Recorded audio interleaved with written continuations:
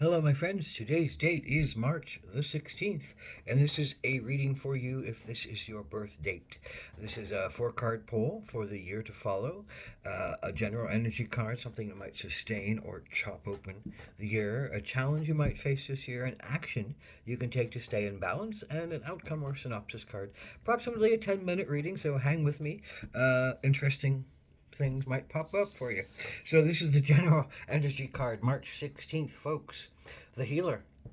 And so what is the healer? The healer, I think, finds their path, finds their own path, goes and figures out how to listen to him or herself deeply, learns how to, with help or on their own, learns how to heal old wounds, old things that blocked them, or they still felt hurt by, or they haven't grieved, or they haven't forgiven, or they haven't understood on deeper levels, and they haven't made energies their allies. These a lot of the teachers that are inside of us that we shove down inside of ourselves are great teachers who are here to show us some good things about ourselves, some new things about ourselves, and help us to hone our skills at healing others. The healer is often one who heals others and heals themselves and heals others by bringing out to them the knowledge or the practice or the inspirations that can turn someone else on to healing themselves and healing others.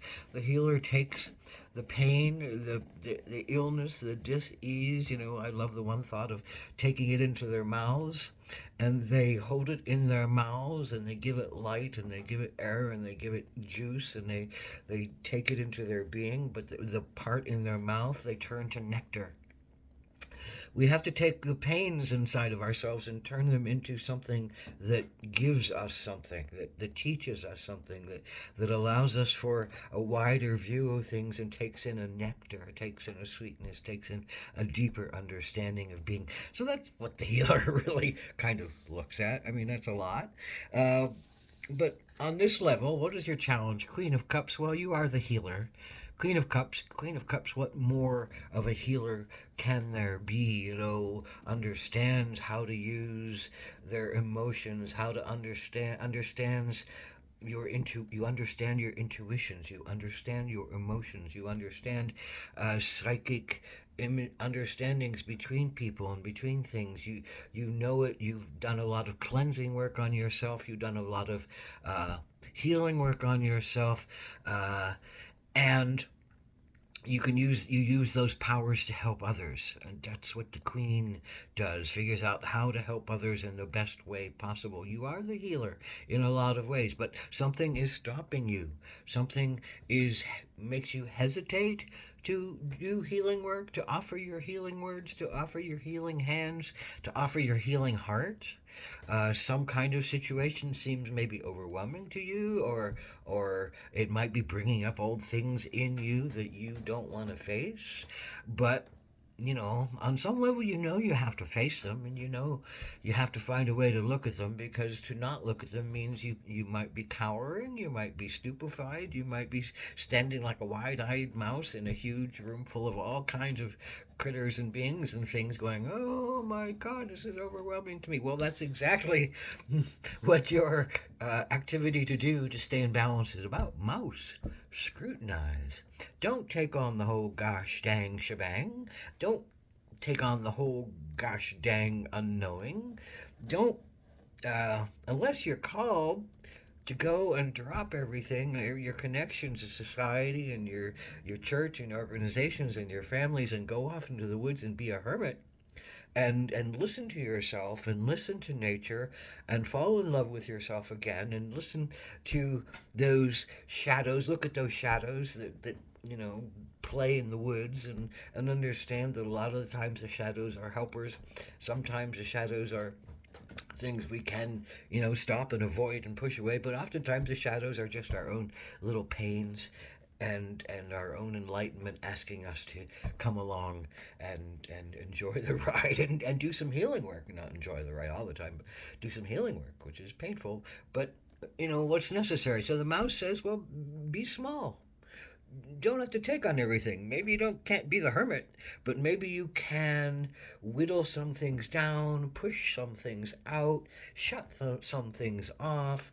Uh, keep some people at bay. Don't offer yourself up like the Queen of Cups often does. It's just a servant to the people, a servant to everything and everyone. That's done with love, uh, but with a clear understanding of people's what's underneath the surface and what motivates people and what psychic understandings are under the people. So you have to use that energy and look in small ways at things that might be pulling you along the path to become the healer, to become healed of whatever is bothering you right now.